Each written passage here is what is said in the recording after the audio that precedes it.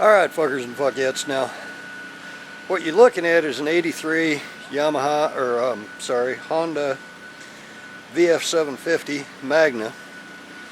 And yeah, it don't look nothing like no fucking Magna, alright? There's that's a gold wing fender up front.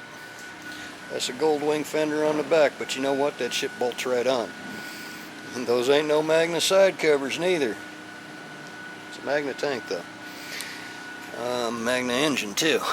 But what we're here to talk about is lowering your bikes to where short people can ride them, because as you can see, there's my knee right there. This bike is set up for a 5-foot tall, 105-pound woman. And what we've got here is 1.5 circles have been cut out of this shock up in the top under the cover to where you can't notice it. So that basically shortened the shock about 1.5 inches, and then after you put it down on the shock, it's really 2 inches lower. Well, that put the engine at the wrong angle, so in order to compensate, the forks have been lowered. And you do that right there and right there by slipping them through. And obviously your fork brace is going to stop you from slipping them through too far, and your frame's going to stop you from dragging the ground if you put them through way too far. But that brought the lowering it down that much. The engine angle isn't quite right. It's still a little bit low in the front now, but she's able to ride the bike, and it's not, you know, you've built something for a short female or a short dude. And those are the easiest, quickest ways to lower a bike without hurting the bike. I mean, on the rear, on these shaft drive bikes, you don't want to, the frame's going to stop you. Somewhere in there, there's going to be a stop point on that swing arm. You do have to watch, make sure you don't hit your electronic boxes or anything at full travel.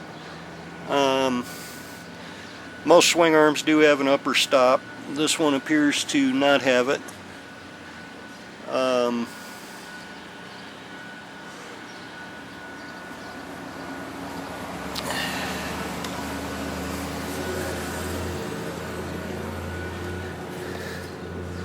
Doesn't have it at the front either. But that's the easiest, simplest way to lower a bike.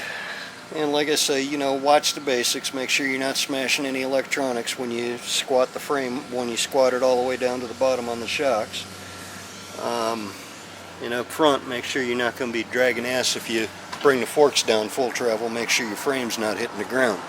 Those are the rules. Real simple. And try and keep your engine angle right, because most of these engines are designed to be at a relatively level angle.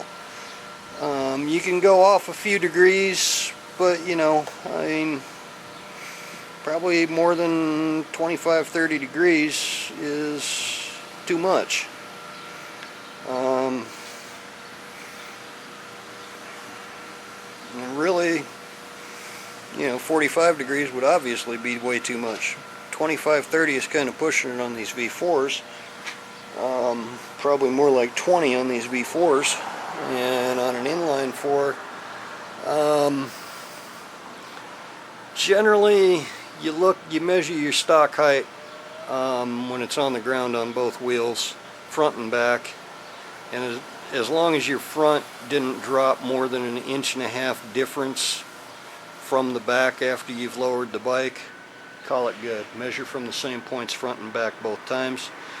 And the 1.5 inches difference is you've dropped the bike, A, which is going to be your back point, and B, your front point where you measure will tell you how much you've dropped further, and you can translate from inches into angle. But on the 1.5 inches is all you really want for difference on on most inline 4s.